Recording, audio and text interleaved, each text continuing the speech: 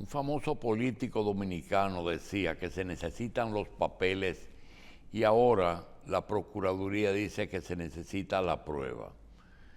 Nosotros queremos dar testimonio de que en el día de ayer abandonamos a Carlos Alonso con una tortícolis que debutó en mi cuello. Nunca antes había sentido una molestia tan grande en mi cuello.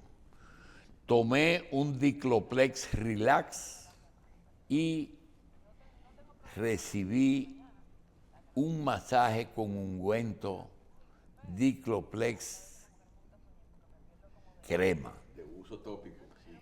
Y afortunadamente hoy no siento ninguna molestia importante. Gracias.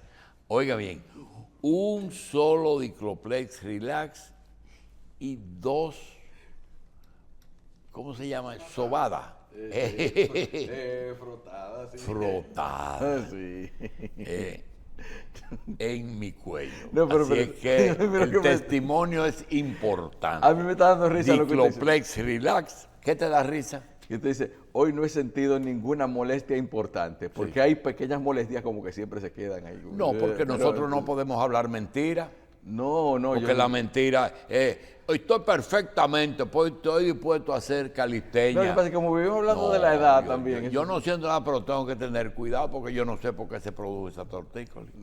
Bien, Dicloplex Relax, acetaminofén, diclofenac y clorzonaxona. Señores, a continuación tenemos a... Bien, vamos a continuar dándole la bienvenida al licenciado Yatzel Román. Yatzel Román es vicepresidente ejecutivo del Centro de Análisis para Políticas Públicas. Gracias por estar con nosotros, licenciado. Claro, muchísimas gracias por la invitación a venir a esta que definitivamente es la catedral del análisis político en la República Dominicana, y no solamente en opinión mía, sino en opinión de todo quien de alguna manera u otra ha participado en la vida pública en las últimas décadas. Bien, Yatzel, háblanos un poquito de qué es el Centro de Análisis de Políticas Públicas. Claro, el CAP, que así se refiere por sus siglas específicamente, fue fundado en el año 2007 por el entonces diputado del Distrito Nacional, Víctor Ito Bisonó, quien es hoy ministro de Industria y Comercio y que mantiene el rol como presidente emérito del centro, yo asumiendo como vicepresidente ejecutivo.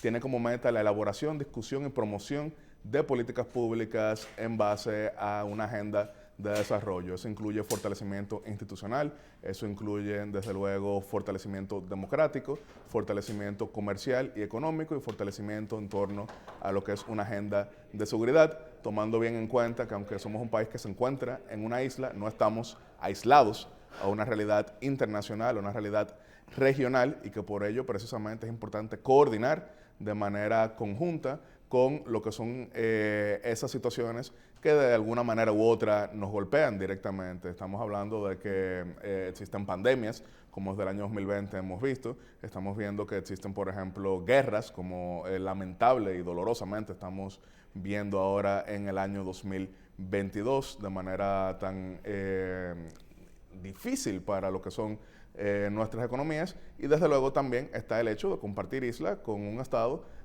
golpeado tan contundentemente por lo que es una falta de presidente que fue asesinado, por una falta de parlamento ya que había sido disuelto antes del magnicidio, por una falta de lo que se refiere al Poder Judicial y por un auge de lo que es la criminalidad. República Dominicana no es ajena a ninguna de estas situaciones y por ello desde el CAP promovemos políticas que le darán respuesta a buena parte de esto. Bien, hay un tema que vamos a iniciar con él, que es la situación de las relaciones entre República Dominicana y Estados Unidos en este momento. Vemos el tema complejo, mucha presión internacional, sobre todo de parte de Estados Unidos, para que nosotros no cumplamos nuestra política, nuestra ley migratoria. Se habla de maltrato, se vincula en la parte económica con presionando a algunas empresas en República Dominicana, en fin, nos están trancando el juego. Esto tiene unas implicaciones que son que se podrían ver afectadas nuestras relaciones comerciales con Estados Unidos y nuestras relaciones diplomáticas. ¿Cuál es la opinión de ustedes como Centro de Análisis de Políticas Públicas? Ningún país y otro tienen exactamente la misma situación migratoria. Sin embargo, nos encontramos en el momento que desde la Segunda Guerra Mundial ha visto la mayor cantidad de personas en desplazamiento, porque veíamos anteriormente el desplazamiento de los sirios, principalmente por lo que es la guerra civil, que ya lleva más de una década en esa zona. Hemos visto 6 millones de venezolanos desplazados también por todo el hemisferio occidental, principalmente. Hemos visto también grandes desplazamientos desde el punto de vista del norte de África, y también hemos visto en Centroamérica lo que son las grandes caravanas con miles y miles de personas. Entonces, eso ha motivado mayores acciones desde el punto de vista internacional. Sin embargo, todas esas situaciones que son muy críticas no se comparan a lo que vive República Dominicana con relación a Haití. Y a lo mejor algunos me dirán que estoy exagerando, que eso sería hipérbole, pero ¿qué sucede?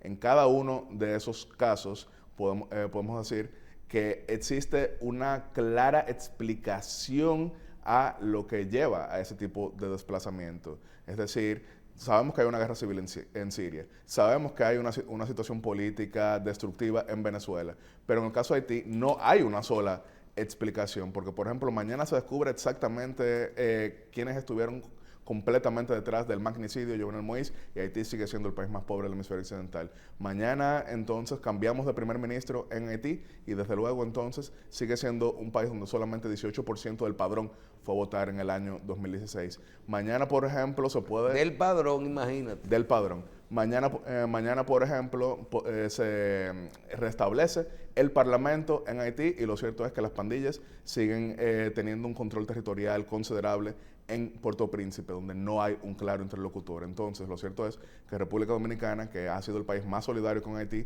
y eso no solamente lo dice Yatzel Román, ni lo dice solamente una persona que sea dominicana, lo han dicho incluso funcionarios que estuvieron presentes en lo que fue el terremoto, funcionarios que estuvieron presentes de la comunidad internacional cada vez que Haití ha sido golpeado por un huracán, pero todo es hasta, vamos a decir, los límites. Y República Dominicana ya ha sobrepasado los límites. Entonces el país lo que hace es que aplica sus leyes, el país lo que hace es que salvaguarda su integridad territorial, y el país lo que hace es que promueve soluciones. Porque ustedes lo han visto, discurso del presidente Luis Abinader en lo que fue la Asamblea General de las Naciones Unidas, discurso del presidente Abinader en lo que fue la Conferencia Iberoamericana, discurso del presidente Abinader ante la Organización de Estados Americanos, y discurso del presidente Abinader ante lo que fue la Cumbre de las Américas, y en todo tipo de intercambio. Entonces, de ninguna manera República Dominicana puede cargar con todo esto, de ninguna manera República Dominicana puede asumir una situación que, repito, es dramática en todos los sentidos. Ahora bien, sabemos que existen lo que se llaman, vamos a decir que olas, o mejor dicho, líneas ideológicas desde diversos gobiernos, dependiendo de quién asume la cosa pública en cada país. Por ejemplo, actualmente en Estados Unidos gobierna el Partido Demócrata, que suele tener una línea más cercana a lo que serían los lobbies haitianos específicamente, y entonces eso aumenta lo que son las presiones en ese sentido. Lo hemos visto en otras ocasiones. 1993, Bill Clinton y Joaquín Balaguer. También lo vimos, por ejemplo, año 2014 con Barack Obama, visita a Joe Biden y demás, y ahora lo estamos viendo con Joe Biden ya siendo el presidente de Estados Unidos. Se han activado los canales diplomáticos, ya vimos que se designó lo que es un trabajo conjunto de la Cancillería y el Ministerio de Industria y Comercio, lo cual fue saludado por la empresa central romana. O sea que ustedes como centro están de acuerdo totalmente con las políticas públicas que estamos llevando a cabo para luchar contra esto. El Centro de Análisis para Políticas Públicas endosa lo que es, vuelvo y repito, la integridad territorial y la aplicación de las leyes, porque si no hay una institucionalidad, entonces probablemente nos vamos a terminar pareciendo al vecino que tenemos al lado. Bien, Yatzel, en el caso de el conflicto en Ucrania, Rusia, ¿cómo evalúan ustedes la gestión de estas políticas públicas por parte de la República Dominicana y sobre todo las consecuencias de este conflicto? Vemos entre el COVID, la guerra, los precios de los combustibles, los fletes y todo eso, hemos tenido que desarrollar muchas políticas públicas de forma de emergencia e inclusive en muchos casos que no son muy, para la gente no las entiende, apretar con las tasas de interés, tomar prestado. ¿Cómo tú evalúas todo esto? Este ha sido un gobierno en emergencia, usted bien lo acaba de mencionar, o sea, políticas de emergencia que se aplican, porque ¿qué sucede? El 16 de agosto, cuando toma juramento el presidente Luis Abinader, República Dominicana y el mundo se encontraba en una situación apocalíptica. Entonces, uno ve hacia atrás y ve que en abril del año 2020 el petróleo cayó por debajo de cero, es decir, había que pagarle a los compradores para que se lo llevaran. Entonces, cuando se comienza a reabrir el mundo, se dispara el precio y nos golpea de una manera muy directa. Entonces, tenemos que ver la aplicación de lo que son políticas públicas de crisis. Entonces, por ejemplo, ¿qué sucede? Estamos dedicando miles de millones de pesos en subsidio para que el combustible no esté más caro de lo que ya se encuentre. De no ser por este subsidio tan grande que se aloca hacia los combustibles, probablemente tendríamos más de un 12% de inflación en un país que está acostumbrado a 2-3%. Y también, por ejemplo, ¿qué sucede? Usted bien lo acaba de mencionar, las tasas de interés. Eso es algo que no suele ser muy comprendido, pero ¿qué sucede? Como ha habido que aumentar el gasto público, entonces con inyecciones hacia lo que sería el consumo, eso aumenta la inflación cuando se ve mayor crecimiento. Entonces, para bajar lo que es la inflación, que repito, ronda ahora un 7%, mientras estamos acostumbrados a un 3%, entonces los bancos centrales aplican aumentos en las tasas de interés para que el gasto disminuya de una forma tal que los precios puedan estabilizarse. Pareciera que estoy hablando chino, pero eso, repito, ha sido la norma en varios casos que hemos visto aumento de las tasas de inflación en el mundo. Por ejemplo, para poner algunos números, recordaremos que a partir de octubre del año 1990, República Dominicana comenzó a haber inflación de 3 dígitos. En aquel entonces era 110% por inflación acompañada de lo que era también escasez. Entonces estaba todo caro y aparte no aparecía. Quizá buena parte de la audiencia, si tiene recuerdos de los 90, recordarán que no aparecía la gasolina, ni siquiera en 1991. Había con qué comprar, pero no aparecía y pasaba con otros productos. Efectivamente, pero entonces, ¿qué pasó en ese momento? Reforma tributaria que eliminó exenciones, amplió la base, aumentó un 35% las recaudaciones, pero también aumentando lo que eran las tasas de interés. Y de ese periodo de octubre 1990 a octubre 1991 tan terrible, ya en 1992 República Dominicana tenía crecimiento de doble dígito, tenía inflación que se había cortado en más de un 90% y tenía desde luego ya bastante dinero disponible para llevar a cabo una serie de obras. Entonces nos encontramos en un momento de reformas que el presidente, por ejemplo, Luis Abinader, también ha llevado al Consejo Económico y Social, donde han buscado lo que es la participación de los sectores políticos, sociales, también religiosos, para lo que sería la nueva modificación económica en República Dominicana, que no se ve precisamente desde ese año 1991, que fue la reforma tributaria integral, que fue la aprobación del Código Laboral en aquel momento. Pero, desde luego, esto suena fácil decirlo, pero difícil aplicarlo. Hemos visto grandes levantamientos sociales en otros países, como es el caso de Panamá, que por el tema del combustible vimos que estuvo paralizado durante 2 semanas. Lo hemos visto en el caso de Ecuador, también, que por el tema del combustible estuvo paralizado durante 3 semanas específicamente. Aquí por ese gran subsidio, que es un gran sacrificio, entonces no hemos visto esos levantamientos, pero expliquemos, el subsidio, la meta debe ser ir desmontándolo de forma tal de que vaya disminuyendo también el precio del combustible para dedicar ese dinero a inversión, a obras de infraestructura que seguimos necesitando. Axel, nosotros vimos un fenómeno, estábamos analizando lo que es el impacto, la economía, los subsidios, pero nosotros acabamos de pasar un fin de semana donde nosotros vimos una gran cantidad de personas, muchas aún sin haber cobrado el doble sueldo, que fueron a aprovechar una cantidad de ofertas. Aquí se contaron 40 páginas completas de periódicos llenos de ofertas, que parece ser que por lo que vimos, realmente la gente aprovechó. Eso es podemos decir que es una manifestación de accesibilidad al crédito, o ¿qué elementos de la economía refleja el que tanta gente haya aprovechado Black Friday? Es una mezcla de muchas cosas, porque ¿qué sucede? Hay un hecho innegable que podemos interpretar de muchas maneras, que podemos debatir, que podemos discutir, pero es que la economía dominicana crece.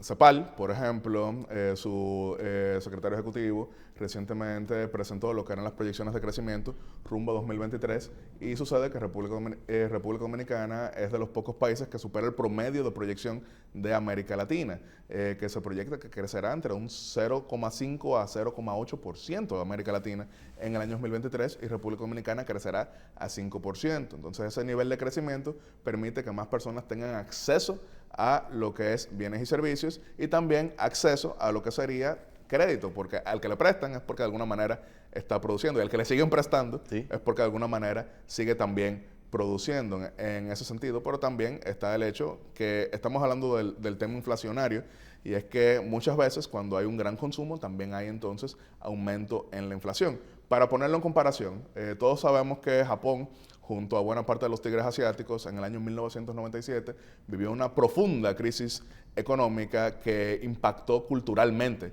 a los japoneses. Entonces, Japón tiene algo que solemos ver mucho en los libros de texto, pero que no sucede tanto, y es que Japón ha vivido deflación previo a la pandemia. ¿Y por qué deflación? Los japoneses estaban tan convencidos de que volvía la crisis que entonces estaban ahorrando más allá de lo recomendable. El ahorro siempre es recomendable, sin embargo... y ellos se endeudan con ellos mismos y ellos no tienen una deuda externa. Ellos tienen una deuda bien grande interna. Sí, pero no externa. Pero entonces el tema es que no estaban consumiendo, entonces los precios caían.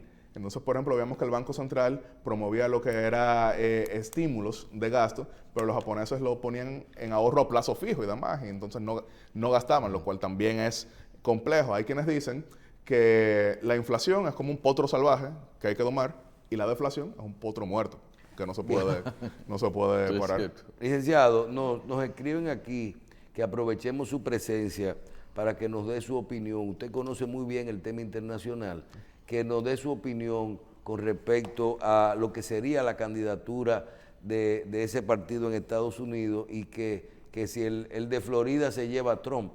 Bueno, ¿qué sucede? Estados Unidos desde los años 40 estableció, después de que Franklin Delano Roosevelt ganó 4 elecciones presidenciales consecutivas, a pesar de que no pudo servir su último periodo, ya que falleció y fue sustituido por Harry Truman, pero a partir de los años 40, Estados Unidos estableció un modelo que no es el que tenemos en República Dominicana. Aquí se suele decir que existe el modelo americano, pero el modelo americano es que no puede ser más de 10 años presidente. Eso quiere decir que, por ejemplo, si eres vicepresidente y fallece tu presidente, en el primer año tú puedes elegirte 2 veces. En República Dominicana pudiera ser 12 años presidente en ese sentido, si se muere el presidente o cosas así. Pero Donald Trump no logró lo que fue la reelección en el año 2020 de los presidentes que en el siglo XX no lo lograron. Podemos sumar al caso de Jimmy Carter, 1980, que partió contra Ronald Reagan. Podemos sumar el caso de George H.W. Bush, que perdió en el 92, contra Bill Clinton. Ninguno de los dos intentaron volver, pero ya Donald Trump anunció su candidatura, tiene una fuerte base, sin embargo... ¿El de Florida se lo lleva? Yo entiendo que si mañana son las votaciones, Ron DeSantis, que representa el futuro, probablemente tendría un mensaje contundente en contra de Trump, que muchos entienden representa ya un pasado. Y lo hemos visto. ¿Tú crees que lo de Trump a nivel de justicia es persecución política? Bueno, Estados Unidos... ¿O que tiene sus razones?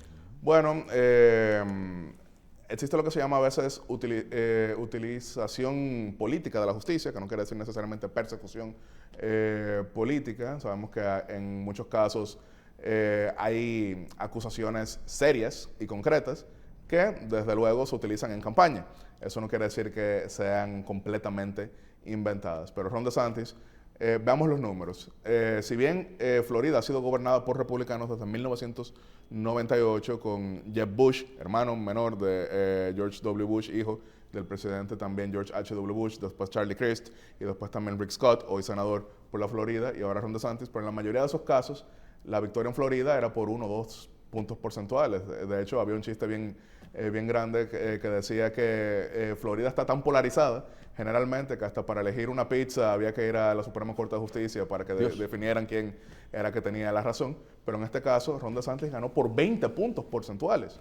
Me imagino que buena parte de la audiencia tiene familiares en la Florida o incluso nos están viendo desde la Florida. Sabemos que muchas personas que venían votando por el Partido Demócrata en esta ocasión votaron republicano por Ron DeSantis, que entonces va a llevar ese mensaje de que con Ron DeSantis se gana. Entonces muy probablemente si las primarias, que sabemos que no son un solo día, sino que son a lo largo de varios meses, pero a lo largo de varias primarias, muy probablemente Ron DeSantis sería el más votado por los republicanos. Pero hay que recordar que en las primarias no suele votar la totalidad del electorado parcial a un partido, ahí suele votar las bases. Entonces, tampoco quiero descartar por completo a Donald Trump, pero no parte como el favorito. ¿Cómo tú ves el papel, la posición que debe de tomar la República Dominicana con respecto a algunos países como China, Rusia, sobre todo China en este momento? Sabemos que nuestro país venía ampliando sus relaciones con China, con una gran cantidad de proyectos, cosa que no era bien vista por los Estados Unidos. Vemos un gobierno nuevo que ha fijado una posición, de nuestro parecer, inteligente con respecto a fortalecer a nuestro principal socio comercial, que es los Estados Unidos, desde su inicio y trabajando en este sentido, pero vemos un mundo diferente. Estados Unidos pierde fuerzas, trabaja siempre por sus intereses, no le importa mucho las alianzas, los acuerdos que tenga, ese tema de la lealtad y todo esto. Háblanos un poquito y de qué tú crees que nosotros debemos hacer con relación, sobre todo al caso China. Bueno, yo acabo de retornar de Uruguay. Uruguay sabemos que es un país que en el año 60 tenía 3 millones de personas como habitantes y en el año 2022 tiene 3 millones de habitantes. Sin embargo, tiene más de 10 millones de vacas. Uruguay exporta una gran cantidad de ganado hacia lo que es China, que consume bastante de carne. Argentina, que es su vecino, produce soya. Y todos sabemos la gran cantidad de consumidores de soya que hay en China. Otros países producen entonces en gran medida gas natural, producen petróleo. Entonces hemos visto que cuando se hacen las encuestas en Sudamérica, cada vez son más partidarios de China, porque representa muchísimo de crecimiento para ellos. Sin embargo, en Centroamérica y el Caribe no producimos esa gran cantidad de energía y alimentos. En el mejor de los casos podemos aspirar en torno a alimentos a ser autosuficientes. Entonces China nos representa, vamos a decir, el mismo interés para nosotros que representa para el mundo suramericano. No obstante, estamos hablando del mercado más grande del mundo, con el que siempre se ha hablado de fortalecer el comercio en ese sentido, pero por razones estratégicas, Estados Unidos es el aliado natural de la República Dominicana por diversas razones. Ahí se encuentra nuestra mayor diáspora, de ahí viene la mayor cantidad de turistas, hacia allá van la mayor cantidad de nuestras exportaciones, de allá viene la mayor cantidad de inversión extranjera directa y de allá viene la mayor cantidad de remesas. Eso, sin embargo, trae sus complicaciones, como usted bien acaba de mencionar, porque, por ejemplo, ¿qué sucede? Cuando estamos hablando de una democracia occidental, sabemos que las decisiones no son monolíticas. Entonces, eso también conlleva, vamos a decir, las lentitudes que trae la institucionalidad occidental en comparación con cuando estamos hablando también de lo que sería un sistema de partido único, que sabemos que probablemente el interlocutor no va a variar mucho a lo largo de los años y que con Estados Unidos los interlocutores pueden variar, los intereses pueden variar. Un cambio de administración también implica cambios en ese sentido. Entonces, es una alianza difícil, pero es una alianza que es la que más conviene y es una alianza que cuando se hace la mayoría de encuestas, cuando se hace la mayoría de mediciones y cuando le preguntamos a la mayoría de los dominicanos, es por la que apuestan. Claro, eso también trae momentos, vamos a decir que no son los más dulces, como los que se viven en algunas ocasiones, pero es la realidad que vivimos y a eso se apuesta. Y el presidente de la República, Luis Abinader, pero también varios otros actores han mencionado que lo que habría con China sería ese nivel de intercambio, pero sin participación de ellos en segmentos, vamos a decir que estratégicos, principalmente de seguridad. Bien, finalmente, Yatzel, vemos que la oposición venezolana realizó un acuerdo, un pacto con el gobierno venezolano para buscar algunos, vamos a decir, asistencia social y algunos acuerdos en este sentido. también se habla de que puedan realizarse elecciones el año que viene. Y te hago la pregunta porque quiero tu opinión de qué puede ser, qué puede estar significando política y socialmente este acuerdo, si es un acuerdo más o si podría tener un poco de base y de seriedad este acuerdo, ya que vemos que los Estados Unidos lo ha tomado en cuenta, aprobando a la empresa Chevron a operar en Venezuela, levantando las sanciones en este sentido, y si este podría ser el inicio de levantar todas las sanciones en Venezuela por parte de los Estados Unidos. Claro, las elecciones venezolanas están supuestas a realizarse en el año 2024, ya que Venezuela tiene periodos de 6 años con reelección indefinida, y se está entonces ahora nuevamente negociando lo que son las condiciones, no solamente para la participación opositora, sino también para lo que es la convivencia en ese país que ha estado golpeado por fuertes conflictos durante ya más de una década, amigas y amigos. Estamos hablando de un país que ha perdido 6 millones de personas que se han desplazado por todo el hemisferio occidental. 130,000 venezolanos se encuentran ahora mismo en República Dominicana. Entonces, es de gran interés para toda la comunidad panamericana el que haya un arreglo en que se pueda recuperar la paz y en que se pueda recuperar la democracia para eventualmente recuperar la economía venezolana. Ahora bien, usted acaba de dar en la diana cuando menciona que si esto será un acuerdo más. Si es un acuerdo más, entonces se va a perder el tiempo. Lo que debe ser es un acuerdo real, sincero, pero sabemos que se han dado varios intentos que lamentablemente no tuvieron ese resultado, incluyendo el que durante varios meses se negoció aquí mismo en Santo Domingo, pero que no llevó a una participación democrática en las elecciones del año 2018, donde Nicolás Maduro Moro se coronó sin oposición participante. Pero repetimos, no se trata solamente de elecciones, se trata de el desmonte de un modelo autoritario y una participación plural, creíble, transparente y libre de toda la sociedad venezolana, más allá de lo que serían las urnas. Apostamos a ello porque desde luego América Latina nunca podrá verdaderamente estar en paz si uno de sus hermanos más importantes, como lo es Venezuela, esa tierra de Simón Bolívar, no encuentra su paz. Bien. Gracias por estar con nosotros a Yaxel Román, vicepresidente ejecutivo del Centro de Análisis para Políticas Públicas. A ustedes también las gracias por estar con nosotros. Vamos a una pausa.